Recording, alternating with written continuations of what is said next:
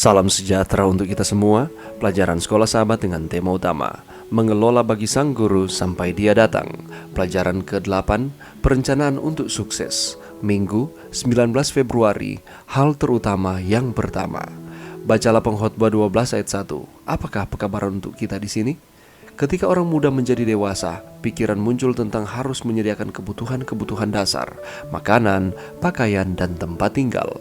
Yesus sendiri telah mengatakan kepada kita tentang bagaimana memprioritaskan kebutuhan kita ketika Ia berkata, "Tetapi carilah dahulu kerajaan Allah dan kebenarannya, maka semuanya itu akan ditambahkan kepadamu." Tentu saja, bagi mereka yang lebih tua dan tidak membuat pilihan untuk Yesus ketika mereka muda, masih ada waktu untuk membuat keputusan yang benar mengenai penatelayanan. Sebagaimana yang kita lihat dalam Kejadian 28 ayat 20-22, Yakub telah membuat beberapa pilihan hidup yang penting baik secara rohani maupun secara finansial.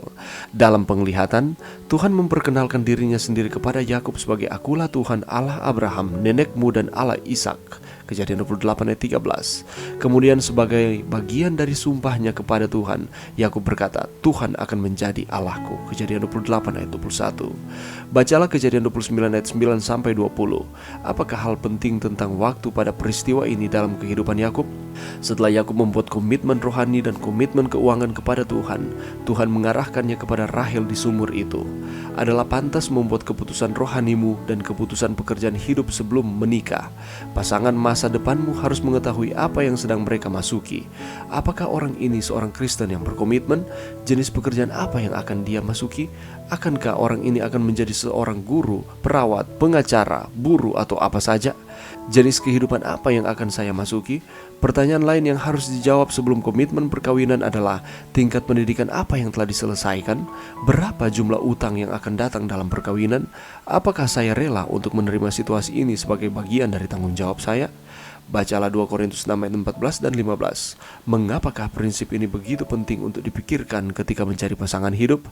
Meskipun itu tidak menjamin sebuah perkawinan yang baik, mengapakah hal itu akan menolong membuat kesempatan untuk satu perkawinan yang lebih baik?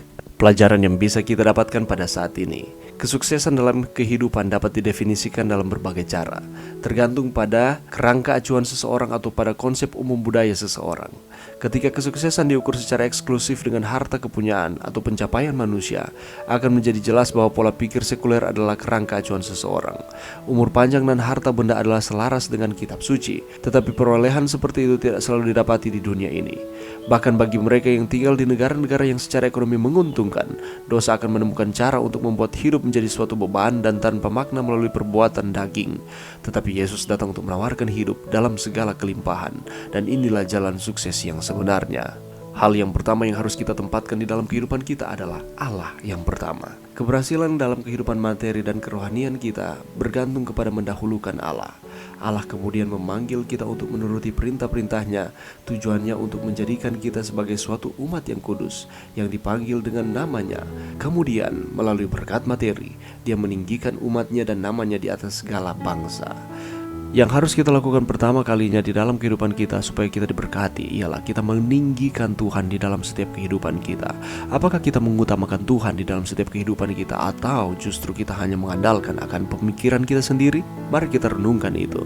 Allah menginginkan supaya setiap umat-umatnya memperoleh keberhasilan, damai sejahtera di dalam kehidupan kita. Tetapi itu semua tergantung dari keputusan-keputusan kita, pilihan-pilihan kita, apakah kita mau mengutamakan Tuhan atau tidak.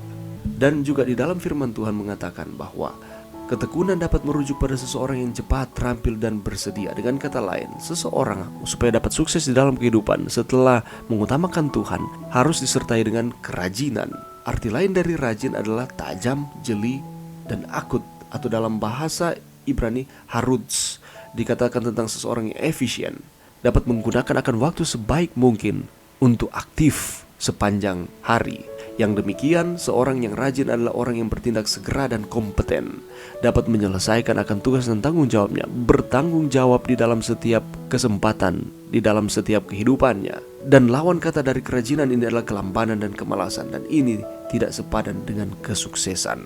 Allah menginginkan supaya kita takut akan Dia, menghormati Tuhan, menjadikan Dia yang pertama. Tetapi setelah itu, kita harus cekatan, kita harus rajin di dalam kehidupan kita. Kita beriman kepada Tuhan, tetapi iman itu harus disertai dengan perbuatan-perbuatan kita sebagai bukti bahwa kita beriman kepadanya. Tidak akan ada kesuksesan yang akan datang apabila kita mengandalkan Tuhan, tetapi implementasinya berbanding terbalik dari kata mengandalkan Tuhan. Atau dengan kata lain, kita bermalas-malasan, kita masa bodoh di dalam kehidupan. Kita tidak menunjukkan rasa percaya kita kepada Tuhan. Allah menginginkan supaya kita berhasil, tetapi kita juga harus melakukan bagian kita. Belajarlah dari pengalaman Yakub. Setelah Yakub membuat komitmen rohani dan komitmen keuangan kepada Tuhan, Tuhan mengarahkannya kepada pasangan hidupnya. Itulah sebabnya adalah pantas bagi kita untuk membuat keputusan-keputusan rohani kita dan keputusan pekerjaan hidup kita sebelum kita mengambil komitmen untuk menjalani hubungan yang serius dengan pasangan kita di dalam pernikahan. Sehingga ketika Allah menganugerahkan berkat-berkat kepada kita, Dia mengharapkan untuk kita menghormati Tuhan dengan apa yang telah Dia berikan kepada kita. Karena kesuksesan sejati berarti kita menjadi penatalayan yang setia. Kita mengandalkan Tuhan dan kita dapat mengatur akan kehidupan kita di dalam Tuhan. Sehingga keberhasilan dirasakan, kita akan terus memuji dan membesarkan akan nama Tuhan. Mari berdoa. Terima kasih Tuhan atas firman-Mu pada saat ini. Bantu kami Tuhan untuk kami dapat mengutamakan Tuhan di dalam kehidupan kami sebagai hal yang terutama di atas segala-galanya. Ini doa kami di dalam nama Yesus. Amin.